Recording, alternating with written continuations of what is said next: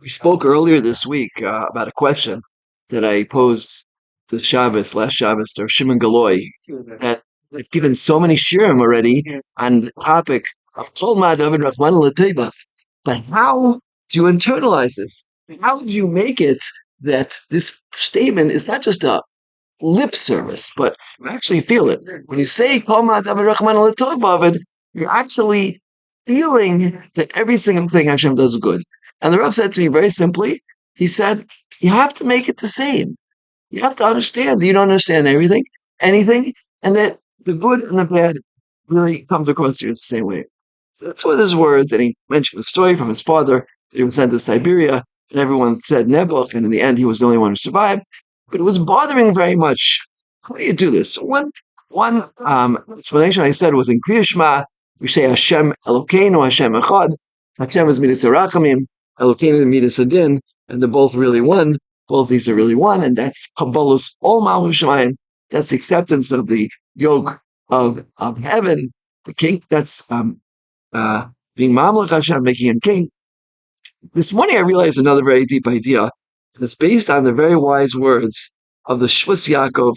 The Baal Ian Yaakov was an incredible Gaon. He wrote the Sefer Shvus Yaakov and Minchas Yaakov, works which are used by every person who learns Halacha B'Yah and knows these works. The Minchas Yaakov is on the Torah Status, and the Shvus Yaakov, incredible trials and Shivas. So he has a commentary called Ian Yaakov on in the Ein Yaakov, and he writes there like this on this Gemara on Brachas Daf Samacham and Beis.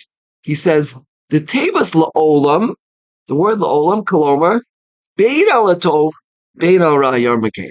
A person should not only say Homa David on things which are good, on things which are bad, he should also say it on goods, right?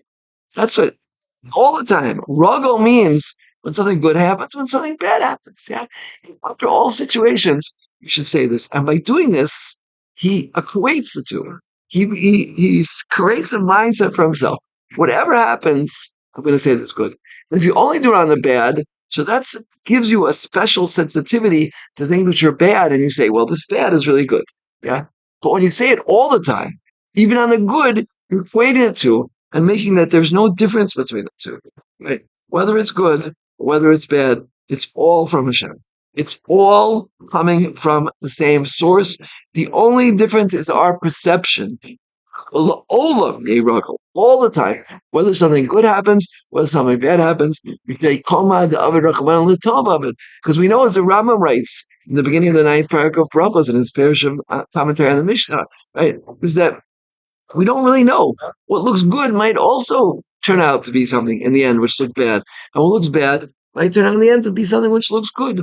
We have to accustom ourselves to change our perception of life and realize that we don't understand everything. Exactly what the Rav said.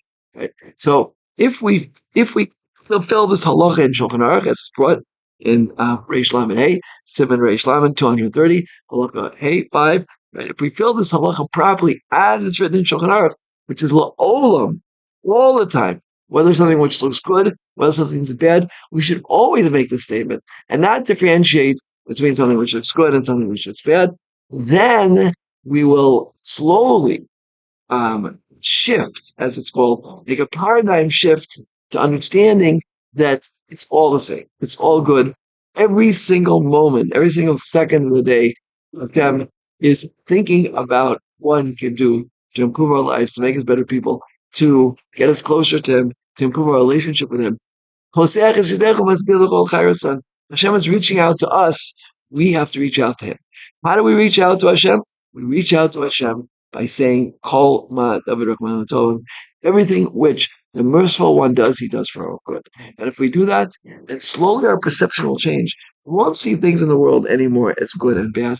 We'll see everything as the top. Everything is going in one direction on top. And in fact, if we do it properly, we'll understand that the things which look the worst, could be even better. Yeah?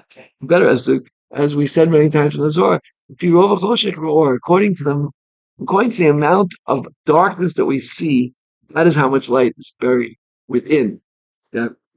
So these are very deep words, and I'm very grateful to Shimon Gelai, who opened this up for me and helped me to understand this, and I'm very grateful to Hashem for helping me recognize this, and I'm grateful to all of the people who helped me. Well, sure.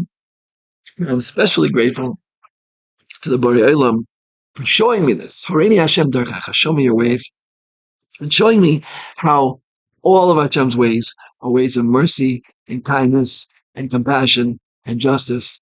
And it's just a question of seeing it. It's a question of opening your eyes and perceiving it in every single thing that happens. Shem Shikva is the greatest siyata d'shmaya to recognize that everything he does is good at all times. Amen. Kain Tirotz.